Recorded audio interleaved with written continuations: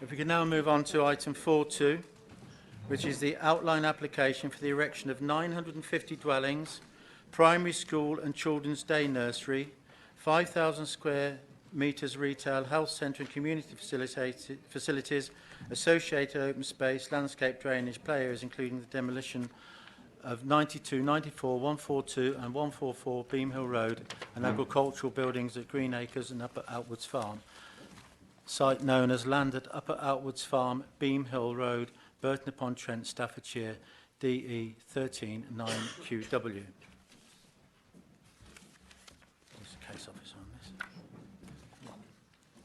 Mike again. If I could actually call on Michael Brown, the case officer, to give his presentation to committee and public. Thank you.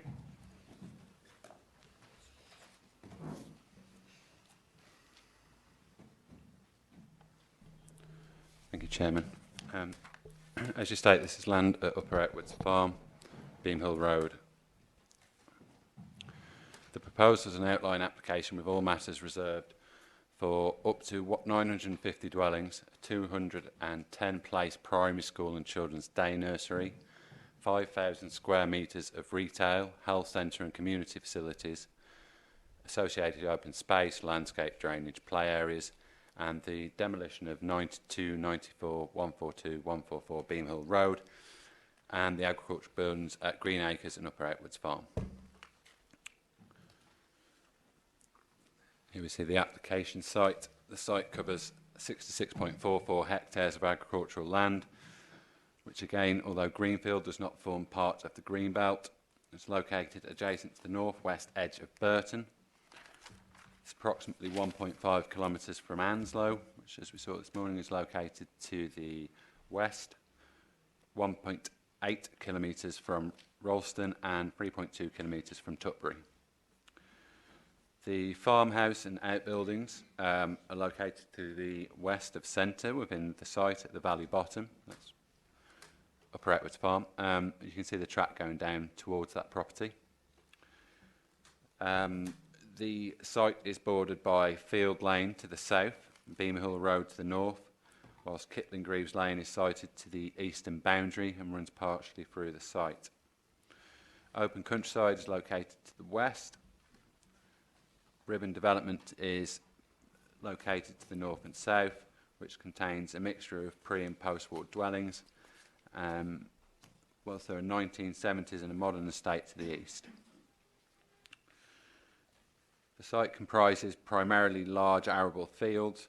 Smaller fields used as graze pasture are also found in the eastern part of the site. Several of the fields are bounded by hedgerows of varying quality. Some have been heavily managed due to agricultural processes, while some to the periphery of the site have been largely unmanaged. There is an area of young woodland planted as part of the National Forest, which is evident in the valley bottom, adjacent to Kitling Greaves Lane. Public footpath number 1, which we stood on this morning, runs north to south across the western part of the site, connecting Beam Hill Road to Outwards Lane and Field Lane. This is the view from Field Lane towards Lower Outwards Farm. We can see in the middle distance there, and in the background there is Beam Hill Road. Again, this is standing on Field Lane, looking across the site towards the rear of the properties on Beam Hill Road. You'll note the relief of the land in this location, how there's a quite steep bank going down to the valley bottom. This is the Green Valley Drive playground looking south towards Field Lane, which we can see at the top of the rise there. This is a picture from Beam Hill Road, looking through a standard visual gap that you'd see up and down that road. Each property's, well, primarily the properties down there are detached, so you see this kind of view as you go along. So this kind of view into the urban form you would see. This is where we stood this morning, so the public footpath looking east along the rear gardens of Beam Hill Road. This is the public footpath looking south east from Field Lane. You can see in the distance. Dwellings within this site are to occupy 33.68 hectares. which have an average density of 28 dwellings per hectare. The school would occupy 2 hectares, whilst the local centre, which is marked in pink on the plan, covers 1 hectare. The remaining 26.69 hectares would contain various elements of green infrastructure, including the sustainable urban drainage lakes, which are found to the valley bottom, and also any sport pitches as agreed with Sport England. The design and access statement makes it clear that there would be a mixture of narrow and wide-fronted dwellings with a predominance of 2 and 2.5 storey dwellings across the site. Although access is a reserved matter, the indicative plan shows that 2 new vehicular accesses would be put into the site off Beam Hill Road, which would be the sole points of entrance and exit to the development, vehicular entrance and exit, should I say, and would require the demolition of 92 and 94, 142 and 144 Beam Hill Road. So move on to the main issues of the development. We have the principle, the design and impact on the current appearance of the area, impact on residential amenity, highways considerations, flood risk, impact on ecology, and other matters including affordable housing and Section 106 requirements. As discussed with the previous scheme, the site is outside the development boundary, but given that the council can no longer demonstrate a 5-year housing supply, the principle is acceptable.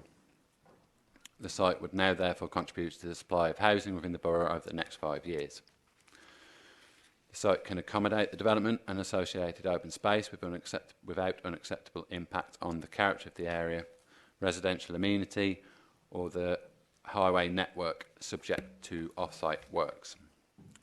No objections from the Environment Agency or Severn Trent in relation to flooding and drainage.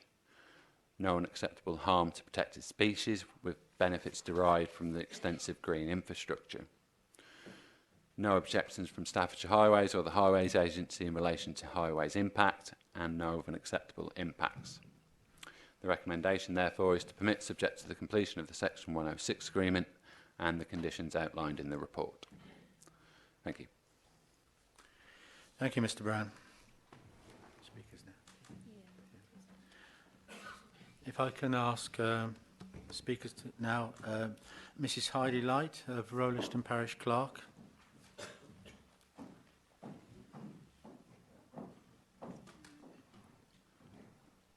Are you familiar with the speaking procedures? Thank you. Okay.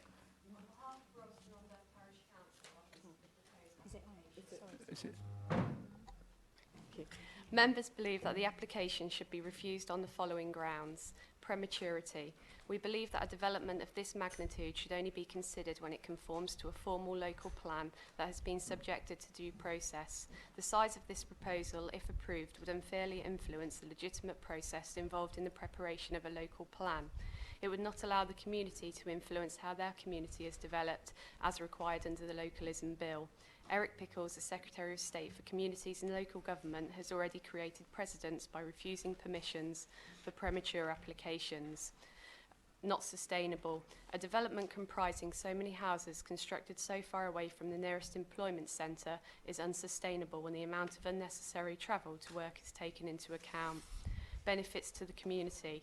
Paragraph 4 of East Staffordshire Borough Council's policy statement on brownfield and greenfield land release states, permission for a large-scale greenfield release within the next 5 years will be exceptional and must show a range of benefits to the community sufficient to outweigh the general presumption against greenfield release when there is deliverable and developable brownfield land in existence. This proposal does not offer a single benefit to the existing community. Instead, it would bring a whole raft of problems, especially concerning traffic.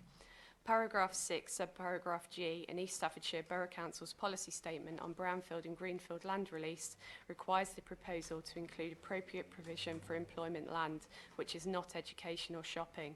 This proposal makes no such provision.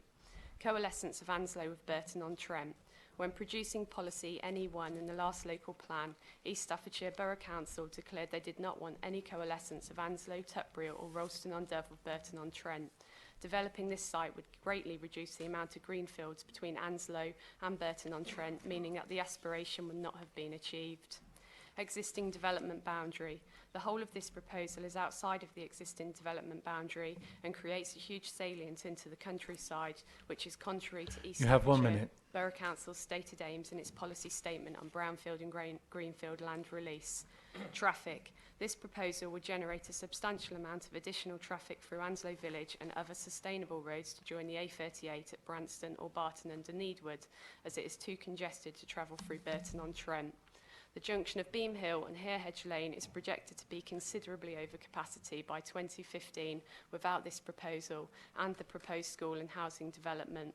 Therefore, if additional traffic is experienced at this junction, the delays would be totally unacceptable. There is absolutely no proven need for this development of this size in this location at this time, and we would therefore urge you to reject this application until East Staffordshire Borough Council has had the opportunity to compile its own vision in consultation with its residents and businesses for the borough. Thank you. Thank you.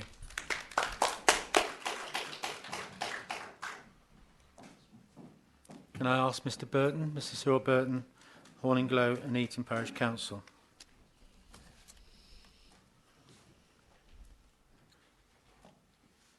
Are you familiar with the public speaking? Yes, thank you. Thank you. My name is Cyril Burton and here from Eton. Can you make... Is it... yeah, okay. Hello, is that better? That's better, thank you. My name is Cyril Burton. I'm from Horninglow and Eton Parish Council. The actual builds that are being discussed here are outside our combined parishes, but there is considerable effect from the infrastructure and effects on gridlock, and by gridlock I mean safety and emergency issues on our residents. There are several junctions that are going to be high on our list of notables. There's the Beam Hill, Topley Road and Harehedge Lane. These are outside the borough boundary. These have already been changed from lights to roundabout. I'm not sure what your next change is in place there. And there's also serious gridlock going down Harehedge Lane with additional housing being built around about the Roman Catholic school. The Cally Hill and Horninglow Road junctions. This is gridlock many times now without the additional thousands being spent on it. So we see the greatly increased numbers in traffic and poor public transport, none of little cycle or pedestrian-friendly ways through this area. And with two heavy schools there, that is a very high consideration. There's also the additional builds which have serious effect on this. Another junction is the Queen's Hospital and the Garage Junction. There are two islands there. There's new build and new school. The Geoffrey Hodges site is under consideration. There's overspill possibly from Red Hill Farm sites, the entrance and exit to the hospital, and the use of the ex-Roman Catholic school when they moved from there. Derby Turn, busy junction, of the A38 being used as main road into Burton, and some greenfield along the site of it. Needs upgrading, and there's also the Tesco new build, which will bring into Wetmer Road and ease the pressure on this You have road. 1 minute. Shobnall Street, both ends of Shobnall Street are affected by this, and as our gridlock on our parishes and a change of policy, and the policy seems to be build first and see then what the effect is on local life. Needs, public transport, pedestrian, cyclists, emergency service, water, sewage. We have a brook there and we have no confidence in Severn Trent in all their statements about overspill and land, water and sewage. We have been trying to get them for 7 or 8 years to do the overspill, the local brook, and there's also the overflow systems along the side of the canal which are head high in weeds and would not be able to cope with any flood issues. We're not sure who will buy these properties and why empty properties are not being taken into consideration, being affordable to a local market. Your time is complete. Thank you, finished. Thank you.